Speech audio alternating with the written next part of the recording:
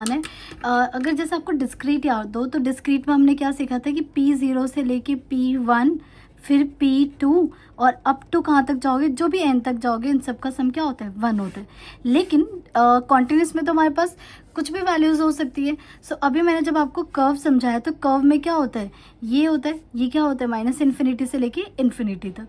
सो जब भी normal curve में हो तो नॉर्मल कर्व में इस पूरे इन्फॉर्मेशन, क्योंकि देखो क्या पूछा, the total area under the normal curve according to this, ये है माइनस इन्फिनिटी से लेके इन्फिनिटी तक।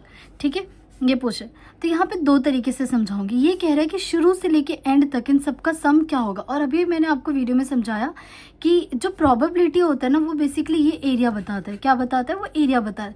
तो टोटल एरिया, तो इसका मतलब टोटल प्रोबेबिलिटी हमेशा क्या होती है, 1 होती है। तो दिस इज 1। अगर ये नहीं आया समझ में तो अभी अभी मैंने आपको समझाया था कि यहाँ से लेके यहाँ तक का एरिया कितना होता है, 0.5 होता है। और क्योंकि नॉर्मल कर्व क्या होता है, सिमेट्रिक होता है, तो यहाँ से लेके यहाँ तक का एरिया भी क्या होगा, 0.5 होगा।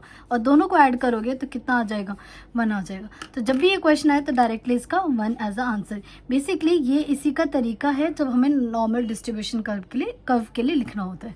ठीक है, नाउ क्वेश्चन नंबर 11।